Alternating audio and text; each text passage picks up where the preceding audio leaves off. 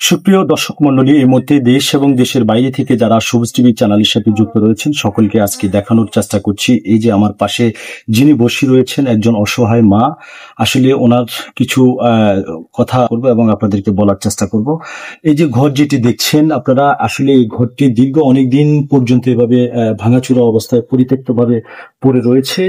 ওনার আসলে হাজবেন্ড নাই, আমরা যতটুকু জানতে পেরেছি। ওনার দুজন ছেলে রয়েছেন, আসলে তারাও তেমন একটি কর্মিকটা, তারা খুবই অসহায়। তো আসলে এই মায়ের একেবারে আবেদন জানাচ্ছে আমাদেরকে এই ঘরটি একটু নির্মাণ করার জন্য।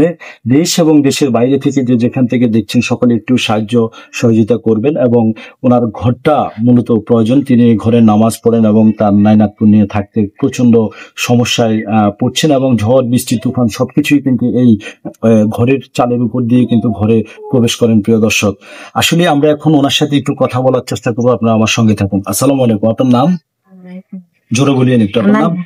জি, আমার নাম বিবি আশা খাতুন। আচ্ছা, আপনার হাজবেন্ড নাই? যে না, উনি মারা গেছে কত সালে বা কতদিন আগে? সালের কথা কইতে পারি না। কত বছর আগে? ধরো না 40 বছর হয়েছে। 40 বছর আগে আপনার হাজবেন্ড মারা গেছে। আপনার ছেলে কয়জন? 2 জন। মানে 2 জন যেন কোনো বেকারের মতন দিন যায়, কাজ কাম করতে পারে না। না। তো এখন আজকে আপনি আমাদেরকে ডেকে এনেছেন কি কারণে? যে আপনার এই ঘরটা মানে নির্মাণ করার জন্য নাকি? যে ঘর লাই আমরা দেশবাসীর কাছে আপনি ঘরের জন্য সাহায্য চাচ্ছেন? এই সাহায্য চাইতে আসি কেন আপনার কাছে। আচ্ছা আচ্ছা, তো এই ঘরটা করার মতো কি আপনার অর্থ নাই? ঘরের ঘর থাকলে আজ 40 বছর লাগে তার কেন বেকার হইতে কেন? রোজ বিজান রোদি হই, রোজ বিজি রোদি হুয়ে দিন জিয়ান দায়িত্ব নাই। আমরা স্যারান দিছি যেন তো বিজি হানি কথা জমিয়েছে এই অল্প করে রোজ দিবেন বেঁধে চলছে। বুঝছি। এখন আপনি সকল দেশবাসীর কাছে কি চান? এই ঘরের ব্যবস্থা করে দিবেন কেনা আল্লাহ রাখছে। আপনারা 10 জন কাছে আপনার কাছে কই। আপনাদের কি বিকাশ নাম্বার আছে?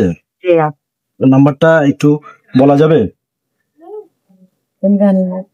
দর্শক, আসলে উনি কিন্তু পড়তে জানেন না, আমি বিকাশ নাম্বারটা দেখাচ্ছি। এটি হচ্ছে ওনাদের ঘরের পার্সোনাল বিকাশ নাম্বার। দেশ এবং দেশের বাইরে থেকে যে যতটুকু সহযোগিতা করবেন এই নাম্বারে, পার্সোনাল বিকাশ নাম্বারে আপনারা সহযোগিতা করতে পারবেন। নাম্বারটা আমি একটু বলে দিচ্ছি, 01879478299। এই নাম্বারে যদি কেউ যার যার অবস্থান থেকে যদি একটু সহযোগিতা করেন এই খালার ঘরটির জন্য, তাহলে অন্তত উনি নামাজ পড়ে আপনাদের জন্য দোয়া করবেন। আমি হচ্ছে নোয়াখালী সদর উপজেলার 8 নং এসবালিয়া ইউনিয়নের প্রিয় দর্শক 6 নম্বর ওয়ার্ড হচ্ছে এই অসহায় মায়ের ঘরটি। আপনাদের বাড়ির নামটা কি? আপনাদের বাড়ির নাম কি?